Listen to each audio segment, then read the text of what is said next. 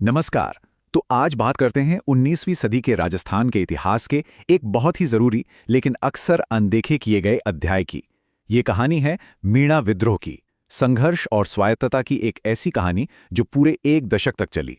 ये सवाल इस पूरी बातचीत का केंद्र है। आखिर वो कौन सी वजह थी, वो कौन सी परिस्थितियां थी जिन्होंने मीणा समुदाय को हथियार उठाने पर मजबूर कर दिया। आइए इसी सवाल का जवाब ढूंढते हैं। तो चलिए कहानी की शुरुआत से शुरू करते हैं, समझते हैं कि इस विद्रोह की चिंगारी आखिर लगी कैसे। देखिए, विद्रोह से पहले की तस्वीर समझना बहुत जरूरी है। जहाजपुर इलाके में मीणा समुदाय असल में पूरी तरह से आजाद था। उनका अपना सामाजिक ढांचा, अपने नियम कानून थे। हाँ, वो नाम के लिए मेवाड़ के महाराणा को अपना शासक मानते थे, पर वो सिर्फ एक प्रतीकात्मक बात थी। तो फिर गड़बड़ कहाँ हुई? क्या बदला ये कि अंग्रेजों के असर में एक नई लैंड और रेवेन्यू पॉलिसी लागू कर दी गई, और ये नई प्रणाली उनके जीने के तरीके, उनके आज़ादी पर एक सीधा हमला थी। और ये सिर्फ कही सुनी बात नहीं है। हमारे पास ये दस्तावेज हैं जो इस बात की पुष्टि करता है कि 1851 में उदयपुर राज्य के जहाजपुर परगने में मीणाओं ने इसी नई व्यवस्था के खिलाफ आवाज उठाई। यहीं से उस बड़े संघर्ष की नींव पड़ी। अब देखते हैं कि ये जो छोटा सा विरोध था, ये कैसे एक बड़े व्यापक संघर्ष में तब्दील हो गया। इस टाइमलाइन पर नजर डालिए, साफ पता चलता है कि हालात कितनी तेजी से बिगड़े। 1851 में जो एक स्थानीय विरोध के तौर पर शुरू हुआ था, वो अगले 4 सालों में इतना बड़ा हो गया कि अंग्रेजों को सीधे सीधे दखल देना पड़ा और एक बड़ी लड़ाई की तैयारी करनी पड़ी। हाँ, और ये कोई छोटा मोटा स्थानीय झगड़ा नहीं था। नहीं, ये एक बड़ा क्षेत्रीय संघर्ष बन चुका था जिसमें कई बड़ी ताकतें शामिल हो गई थी। तो मैदान में कौन कौन था? एक तरफ थे जहाजपुर के मीणा, जिनकी मदद के लिए जयपुर, बूंदी और टोंक से भी लोग आ गए थे। और दूसरी तरफ उदयपुर राज्य की सेना, जागीरदारों की फौजें और साथ में ब्रिटिश अफसर। जबरदस्त टकराव था। 5000। ये आंकड़ा बहुत कुछ कहता है।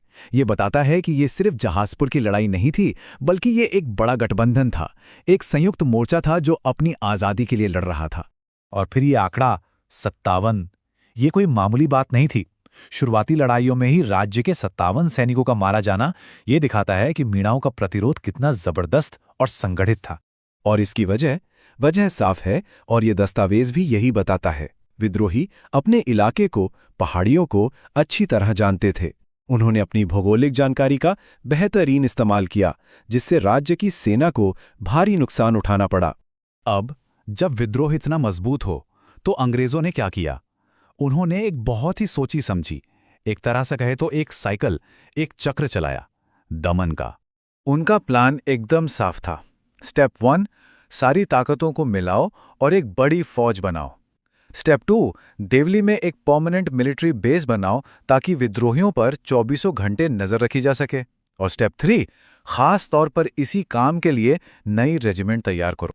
तो यहाँ पे जो बात समझने वाली है वो ये कि अंग्रेजों का मकसद समस्या को सुलझाना था ही नहीं, उनका तरीका था ताकत का इस्तेमाल, हर विरोध को बेरहमी से कुचल देना।